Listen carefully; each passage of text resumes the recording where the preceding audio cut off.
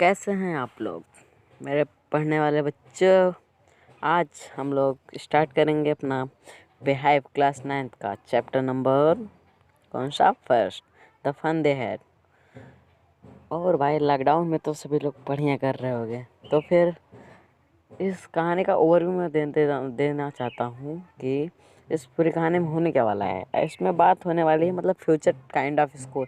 जैसे आप लोग आज बैठ के ऑनलाइन पढ़ रहे हो, तब के समय में मतलब आज से 100 साल बाद के समय में 100 साल बाद समय में कैसा स्कूल का नज़ारा होगा, कैसा होगा, वही सब इसमें बताते हैं। कहानी की शुरुआत होती है मार्गी से। मार्गी मैगी मार्गी मैगी नहीं भाई, मार्गी, जो कि एक 11 साल की लड़की है। हाँ भाई हाँ, लड़की है।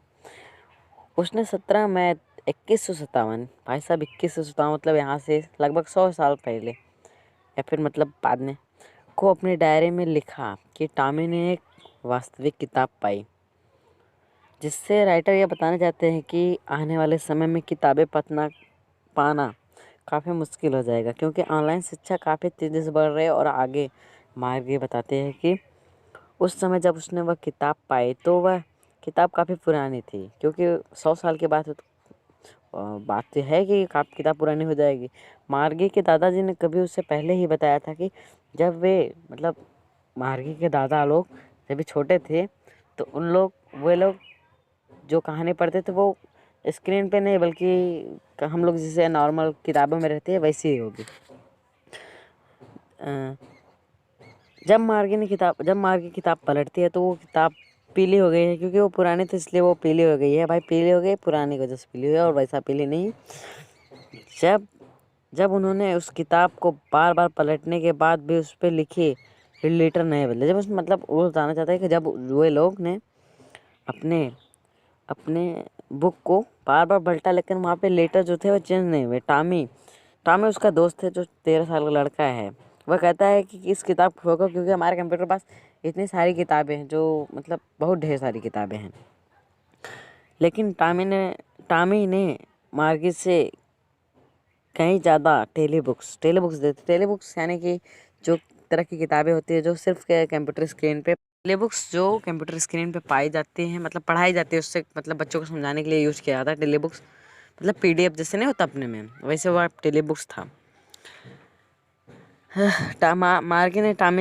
मार्गी ने मतलब जो लड़की थी उसने टॉमी से पूछा, तुम इस किताब को कहाँ से पाए।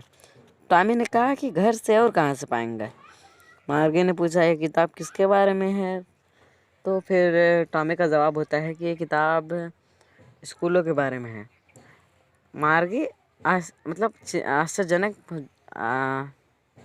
आश्चर्य में हो जाती है और बोलती है कि किताब, स्कूल और स्कूलों के बारे में किताब में लिखने की क्या ज़रूरत है, वैसे स्कूल इतने बेकार होते हैं। मार्गी उस समय के स्कूलों के बारे में कहती है कि ये स्कूल मतलब किसी काम के नहीं है, क्योंकि तब के समय में स्कूल बच्चों का कमरा और टीचर वहाँ के मैकेनिकल टीचर होते थे जो बड़े बड़े स्क्रीन वाले रोबोट्स थे, जो उनको पढ़ाते थे और होमवर्क भी देते थे। वो आज के समय के इंसान वाले टीचर नहीं थे। वो लोग मतलब बच्चों को इतना काम देते थे, लेकिन जब भी बच्चे कर लेते थे वो काम तुरंत वो लोग चेक करके काफ़ी कम ही समय में उनके रिजल्ट दे देते थे कि उन्होंने कितना पढ़ा। लेकिन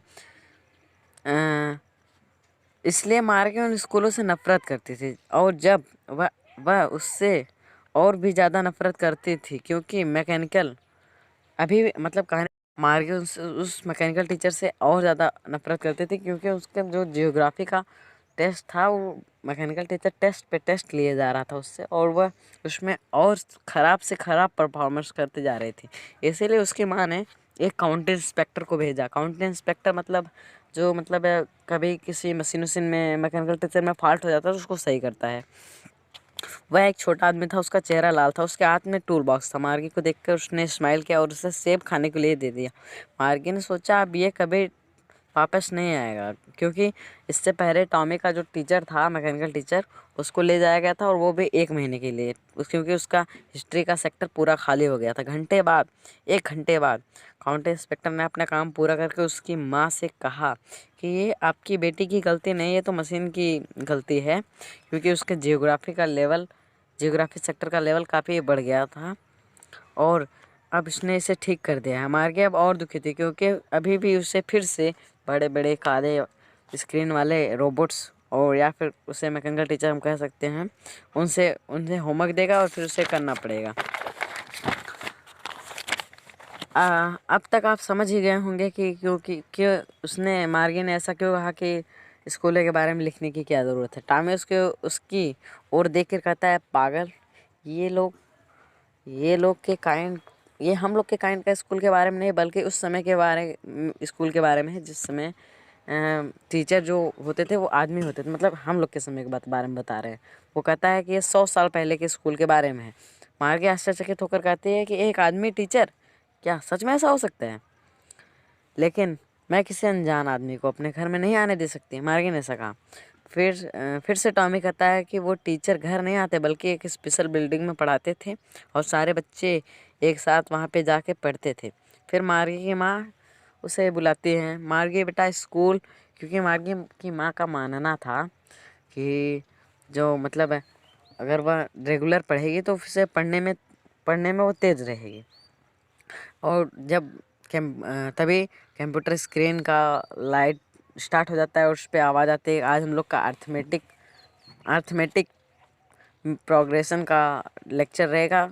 लेकिन वह पुराने स्कूल के बारे में सोच रही थी।